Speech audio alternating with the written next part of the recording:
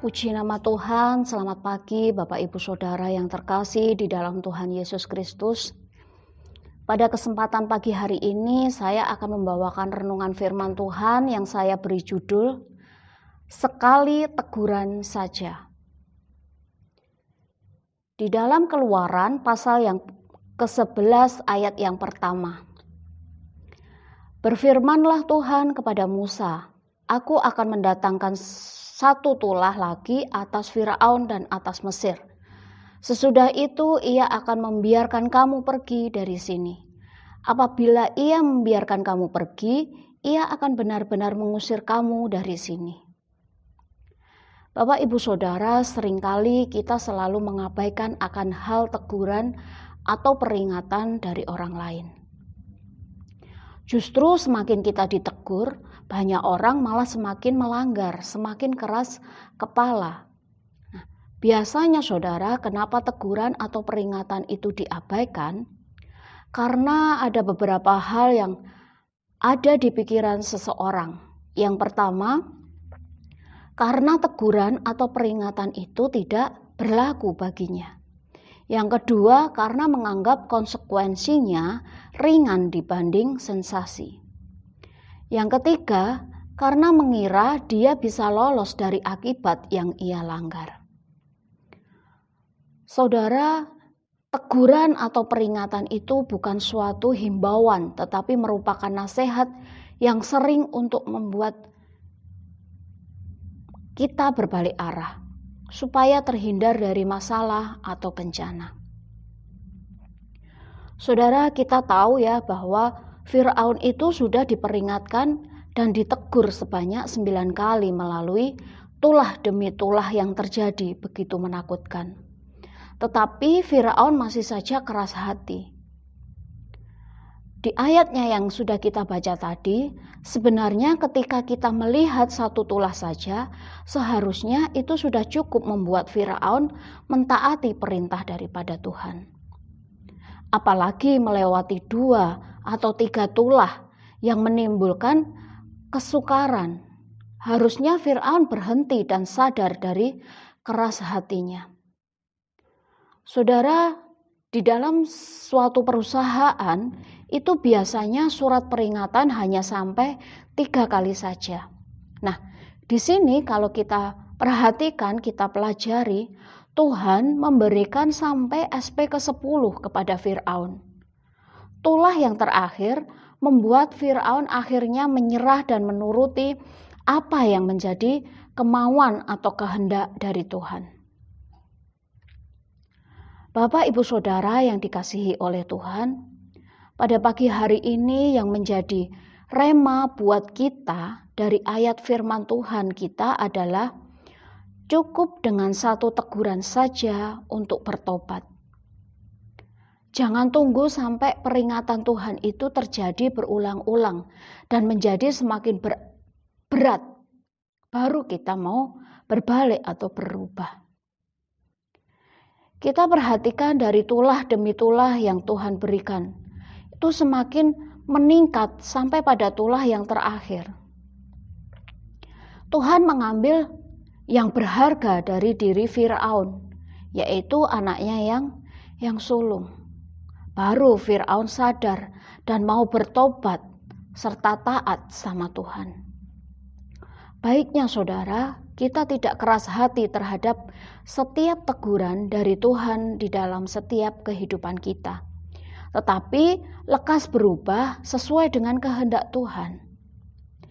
Milikilah kepekaan hati terhadap setiap teguran Tuhan. Roh Kudus seringkali mengingatkan atau berbicara kepada kita dengan begitu lemah lembut serta manis. Tetapi seringkali kita mengabaikannya. Makanya kita tidak bisa mengalami berkat dan sukacitanya serta perkenanan yang dari Tuhan. Bapak Ibu Saudara, di dalam Mazmur pasal yang ke-141 ayat yang ke-5a. Biarlah orang benar memalu dan menghukum aku, itulah kasih. Tetapi janganlah minyak orang fasik menghiasi kepalaku. Arti atau maksud ayat ini adalah, biarlah orang yang benar menegur dan menghajar aku, sebab itulah kasih, saudara. Tetapi aku tidak akan membiarkan diriku itu terlena dengan pujian orang fasik terhadap diriku. Saudara, pemazmur ini lebih suka ditegur oleh orang benar daripada dipuji sama orang yang fasik. Karena ia mengerti bahwa teguran itu merupakan tindakan kasih untuk memperbaiki atau membangun dirinya pribadi. Amsal pasal yang ke-27 ayat yang ke-6 berkata, seorang kawan memukul dengan maksud baik, tetapi seorang lawan mencium secara berlimpah-limpah. Artinya saudara, seorang lawan yang membenci akan memuji-muji dengan maksud untuk menjatuhkan. Tetapi seseorang kawan yang baik dan juga mengasihi akan menegur kita dengan maksud untuk membangun diri kita.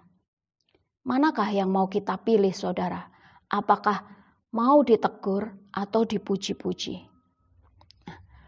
Seringkali kita ini menganggap kalau wujud dari kasih itu hanya terbatas dari perkataan yang memuji atau perkataan yang manis saja. Padahal saudara, kasih bisa berwujud juga di dalam perkataan yang menegur atau kritikan yang membangun. Di dalam Wahyu pasal yang ketiga ayat 19 berkata, barang siapa kukasihi, ia kutegur dan kuhajar, sebab itu relakanlah hatimu dan bertobatlah. Puji nama Tuhan. Bapak Ibu yang terkasih, mungkin pada pagi hari ini ada di antara kita yang sedang sakit hati karena teguran atau kritikan dari orang lain. Mari saya ajak kita semua untuk lebih mengambil sikap yang positif dalam menghadapi teguran atau kritikan itu. Karena adalah lebih baik teguran yang nyata-nyata daripada kasih yang tersembunyi. Amin, puji nama Tuhan. Bapa, kami bersyukur atas setiap teguran yang Tuhan berikan. Biarlah melalui teguran itu kami semakin diubahkan dan semakin seturut dengan kehendak-Mu. Karena kami yakin dan percaya ketika kami mau berubah dan mengasihi serta mengampuni sesama, maka mujizat dan berkat Tuhan boleh kami rasakan pada pagi hari ini. Kami terima berkat yang melimpah pada pagi hari ini, hanya di dalam nama Tuhan Yesus Kristus kami sudah berdoa dan mengucap syukur. Haleluya.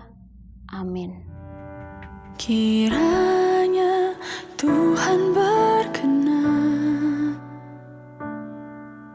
memberkati rumah keluargaku. Apa yang telah Tuhan berkati, diberkatilah untuk selamanya.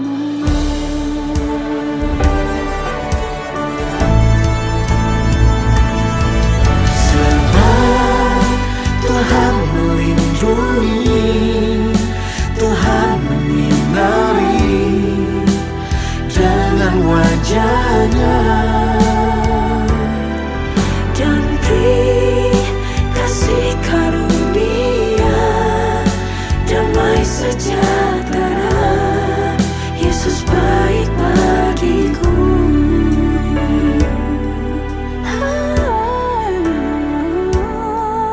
kiranya Tuhan berkenan